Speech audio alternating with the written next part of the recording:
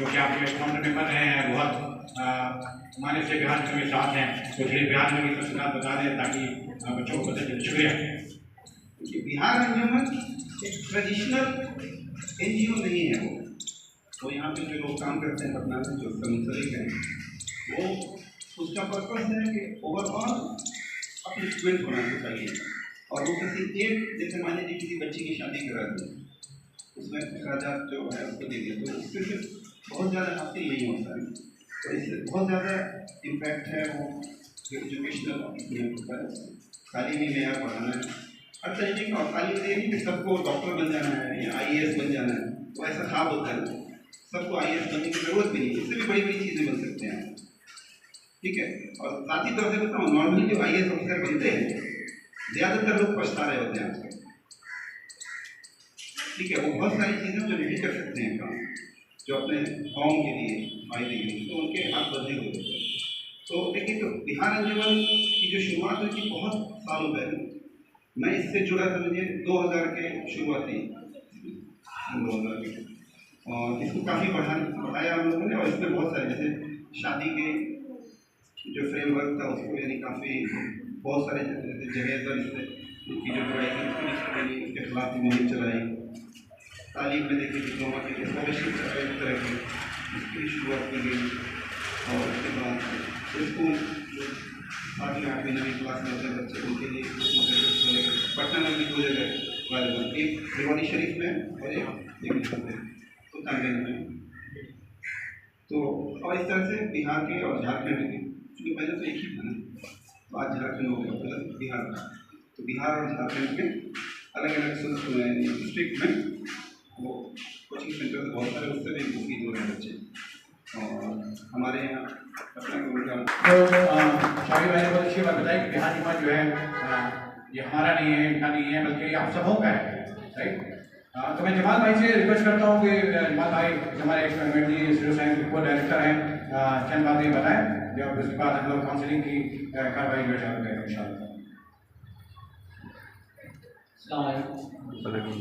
मेरा नाम मोहम्मद जमाल रशीद और प्रोफेशनली मैं डॉक्टर हूँ। इससे पहले मैं भी बाहर में कई जगह काम किया हूँ, और तकरीबन 10-12 साल 15 साल हम लोग बाहर हैं, में भी हमारे साथ बाहर थे। तो यहाँ पे जो एडमिशन का सिस्टम उम्मीद है कि हर डिस्ट्रिक्ट से बहुत सारे बच्चे आएंगे, ऐसे तो नहीं कि पटना से बाहर से भी बहुत सारे बच्चे हैं। और जो एडमिशन के बाद ये क्राइटेरिया, बेसिकली अभी 2 चीज़ें हैं। एक तो बिहार अंजुमन से रिलेटेड जो चीज़ें हैं, जैसे भी बताया शबीर भाई ने और दिलानी भाई जो आ रहे हैं, वो आपको बताएंगे कि बिहार अंजुमन का क्या रोल है आप उनके एजुकेशन में, और किस तरह से वो उसको फुलफिल करेंगे। यहाँ जो पार्ट है, ये मैं मेडिकल इंस्टीट्यूट ऑफ साइंस जो ऑर्गेनाइजेशन है, जो इंस्टीट्यूशन है, उसका मैं डायरेक्टर हूँ। और आप लोगों को यहाँ पर उससे रिलेटेड जो चीज़ें हैं, जो क्वेश्चन होगा आपको तो पूछ सकते हैं, और हम आपको एग्जीक्यूटिव बता देते हैं कि ये मेडिसिन इंस्टीट्यूट ऑफ साइंस जो है पैरामेडिकल साइंस इंस्टीट्यूशन है, और लास्ट ईयर हम लोगों ने इसको शुरू किया। इससे पहले मैं गदर में था, वहाँ पर हॉस्पिटल में ही था, और प्राइवेट हॉस्पिटल था। तो एट द टाइम जब कोरोना का टाइम था, पीरियड था, उस टाइम पे हमने देखा वहाँ पे कि पैरामेडिक्स की जो है बहुत ज़्यादा स्कैसिटी थी, बहुत ज़्यादा जॉब अपॉर्चुनिटीज़ थी, लोग बहुत कम थे। तो उसी वक्त हम लोग को ख्याल आया कि हम लोग जब इससे जुड़े हुए हैं और इसकी बैकअप लाइन ये है, तो कुछ चल के अपने ऑर्गेनाइजेशन अपने वतन में जाएँ और अपने लोगों के लिए, अपने कौम के लिए कुछ करने की जो है लगा कुछ किया जाए। तो इसी इरादे के तहत हम लोग आए थे यहाँ पे, और अल्हम्दुलिल्लाह वो सक्सेसफुल अभी तक रहा है। और रिजवान भाई यहाँ पर आकर के शुरू किया। तो यहाँ पर जो हम लोगों को ये ऑर्गेनाइजेशन खोलने का जो मेन मोटो है, और जो चीज़ें डिफरेंट करती हैं अदर ऑर्गेनाइजेशन से, वो आपको बिल्कुल क्लियर बता दें कि यहाँ पर आप अगर सर्च कीजिएगा या देखिएगा तो पटना ही में तकरीबन 50-60 मेडिकल पैरामेडिक्स इंस्टीट्यूशन होंगे। और जब वहाँ पर आप आएंगे देखिएगा तो हम लोग जो बेसिक क्राइटेरिया रखा है वो एक अटेंडेंस के, एडमिशन से लेकर के छोड़ना नहीं है, पढ़ाई होनी है। आप कहीं भी ऑर्गेनाइजेशन में जाएंगे, किसी भी इंस्टीट्यूट में जाके देखिएगा तो ज़्यादातर एडमिशन होता है, पढ़ाई होती नहीं। एग्ज़ाम का टाइम हुआ, आ जाइए एग्ज़ाम दीजिए, पास कर जाइएगा, हो जाएगा, डिग्री मिल जाएगी। लेकिन बेसिक जो डिफरेंस है वो आपको बिल्कुल क्लियर करते हैं फ्रॉम द डे वन कि यहाँ पर अगर आप ये सोच कर आए हैं कि आपको डिग्री सिर्फ लेनी है तो आप जा सकते हैं। यहाँ पर पहला क्राइटेरिया हम लोगों का है कि 75 to 80% अटेंडेंस होना है। टोटल क्लासेस होंगे, सारे क्लासेस फर्स्ट ईयर में सिर्फ क्लासेस होते हैं, सेकंड ईयर के बाद फिर प्रैक्टिकल वगैरह भी शुरू करते हैं हम लोग। तो क्लासेस पूरे होंगे, वो पूरे क्लासेस जैसा आपका यहाँ पे टाइमिंग होगा वो टाइमिंग के तहत आप लोगों को आना है और वो क्लास अटेंड करना है। ये पहली चीज़ आप लोग अपने बिल्कुल ध्यान में बिल्कुल क्लियर करें। अगर इसके साथ यहाँ पे आना चाहते हैं, चाहे आप कहीं से भी हो, पटना से हैं या पटना से बाहर से हैं या जो भी है, या आपका कोई भी फैमिली इश्यूज जो भी है, ये आप लोग पहले डिसाइड कर लीजिएगा। क्योंकि क्लास के बाद यहाँ एडमिशन के बाद अगर छोड़िए सोचिएगा कि आपको छुट्टी मिल जाए, 4 दिन की छुट्टी, 10 दिन की छुट्टी, यहाँ नहीं होता है। 75 to 80% क्लासेज आपको टाइम पे करने हैं। क्लास टाइम के बाद आपको जो करना चाहें कर सकते हैं, आप फ्री हैं। क्लास का टाइम जनरली मॉर्निंग होता है, लेकिन सिचुएशन के हिसाब से हो सकता है क्लासेस के टाइम चेंज भी हो। तो ये पहला डिफरेंस है कि यहाँ पढ़ाई होगी, पूरी पढ़ाई होगी, और हम लोगों का ये टारगेट है कि आप लोग को फुल ट्रेंड कर करके मार्केट में उतारें। जब आप मार्केट में जाइएगा तो कोई हमें ज़रा भी शक नहीं इस बात का कि आप लोगों को कोई जॉब की कमी होगी या किसी रेफरेंस की जरूरत पड़ेगी।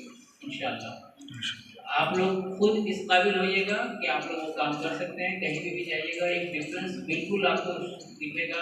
अगर कोई इंटरव्यू लेने वाला होगा या आपको जॉब ऑफर कर रहा होगा तो इंशाल्लाह वो ज़रूर इस चीज़ को देखेगा कि हाँ ये बच्चे जो है वो जानता है, कोई चीज़ जान रहा है तो उसको हायर किया जा सकता है। ये पहली चीज़ है। इसके अलावा बाकी जो चीज़ें हैं, हम लोग की बहुत सारी कोशिशें हैं, हम लोग अल्हम्दुलिल्लाह काफ़ी अच्छा नेटवर्क है, बिहार गवर्नमेंट से भी जुड़े हुए हैं।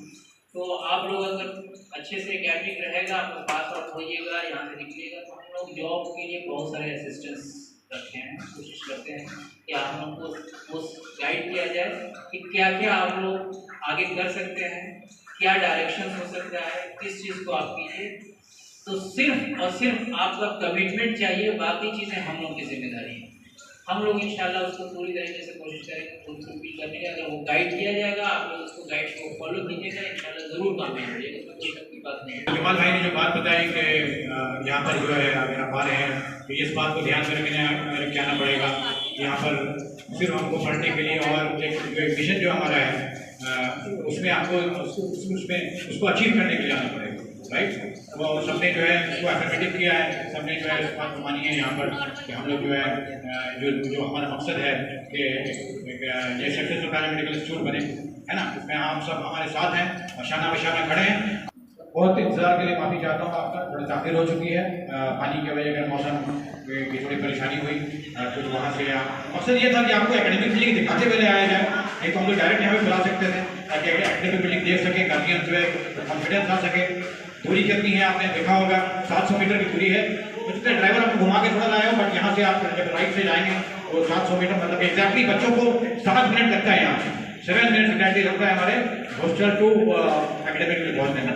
तो बिना किसी ताख़िर के मैं बहुद्दीन गिलानी साहब को बुलाता हूँ जो कि पटना चैप्टर रिप्रेजेंटेटिव हैं काउंसलिंग की कार्रवाई शुरू करने के लिए। बहुद्दीन गिलानी साहब।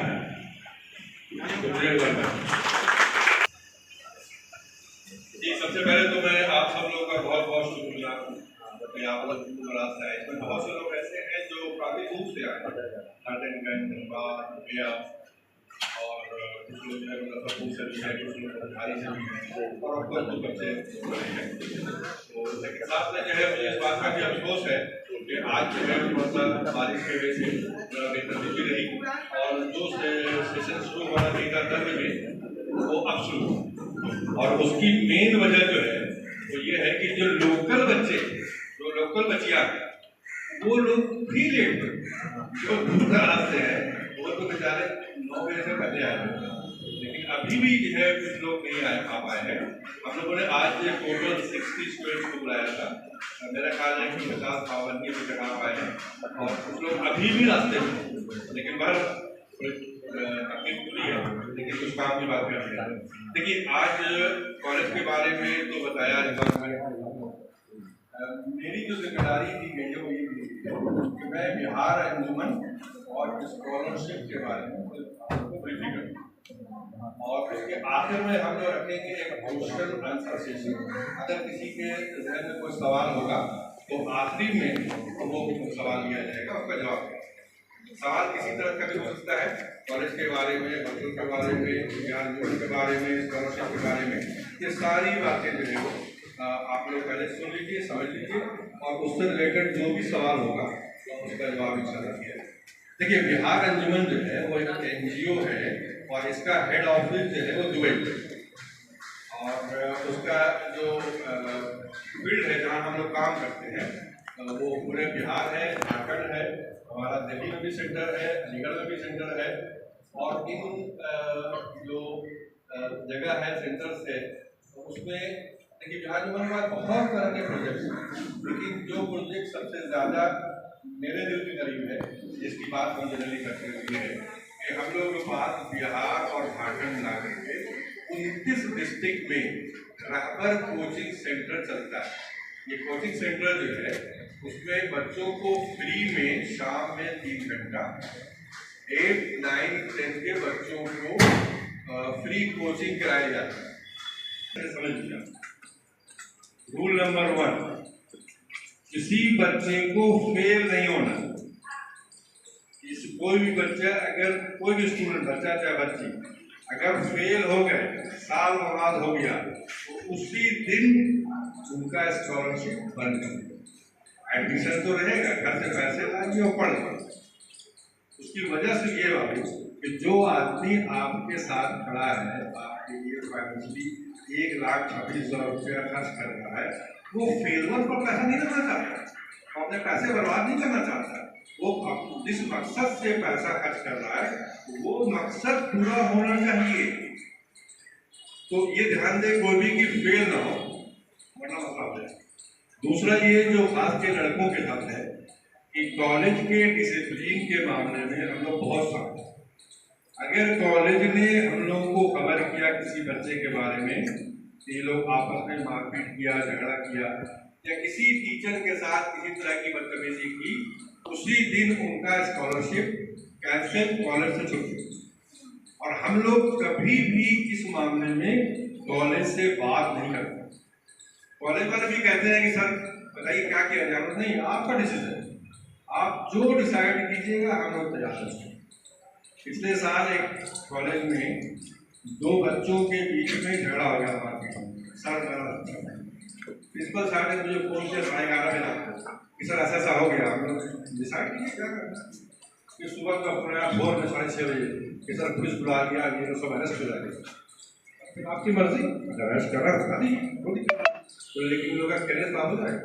एक बार अरेस्ट हो गए तो करियर खराब हो जाएगा, हमको कॉलेज से इनको निकालना पड़ेगा। हमने निकाल दी, कोई दिक्कत। उनको बहुत ताजुब हुआ, कुछ बोल नहीं रहे, इसके बच्चे हैं, इन्होंने भेजा है और उसको फर्क पड़ता है। अरे भाई, आप लोग का ये उसूल है, जो करना है आपको करना। अगर आप माफ करना चाहें तो भी मुझे इतराज नहीं है, आप पनिश करना चाहें तो भी मुझे इतराज नहीं है, निकालना चाहें आप निकालना। अरे हम लोग को बता दीजिएगा कौन कौन बच्चे को हम निकाल रहे हैं ताकि उनका नाम लिस्ट काट दें। तो इस मामले में बहुत क्लियर हम लोग हैं। किसी तरह की कोई बदतमीजी, कोई स्टाफ के साथ कुछ बदतमीजी हो या पर लड़ाई झगड़ा हो, तुरंत बाहर कर दिया जाएगा, स्कॉलरशिप बंद कर दिया। और तीसरा ये है कि इस कॉलेज में खास करके अटेंडेंस बहुत इम्पोर्टेंट। 75% आपका अगर अटेंडेंस नहीं हुआ तो एग्जाम में बैठने नहीं दिया जाएगा। ये इनका कंसर्न है, मेरा कंसर्न है। लेकिन हमने देखा है कि ये बच्चों के साथ इस मामले में कोई कंप्रोमाइज नहीं करते। इनका कहना है कि जब हम इतनी मेहनत करते हैं बच्चों के लिए, इतनी क्वालिटी देने की कोशिश करते हैं, तो बच्चों को भी वहाँ पर रखना चाहिए ना, वरना किसके लिए मेहनत कर सकते हैं। तो अटेंडेंस 75% मस्ट है। अगर किसी को लगता है कि नाम लिखा देंगे, कभी कभार आ जाएंगे, डिग्री मिल जाएगी, तो वो गलत जगह आ रहा है, उसको नहीं आना चाहिए। मेडिसिन इस कॉलेज बहुत सख्ती, क्योंकि लोग पढ़ाई बहुत कराते हैं, मेहनत होती है। ठीक है। तो ये 3 चीज अच्छी तरह याद रखिएगा। 3 चीजों की वजह से आप लोग का स्कॉलरशिप कैंसिल भी हो सकता है और हर साल 2-4 बच्चों का तो कैंसिल होता ही रहता है। ठीक है, तो मेरे ख्याल से हमने काफी बता दिया है। ये हॉस्टल का चार्ज नहीं है, ये जो लाली मैंने बताया कि चार्ज जो 3000 पर मंथ है, तो हॉस्टल के लिए बिहार निगम के बच्चों के लिए हॉस्टल जो है फ्री है।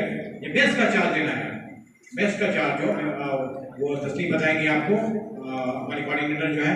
तो हर मंथ के 5 तारीख तक वो मेस जो टीम है उसको देना पड़ता है। तो ये बातें बताना चाहता हूँ। जी, आपने बता दिया खाने का जो हॉस्टल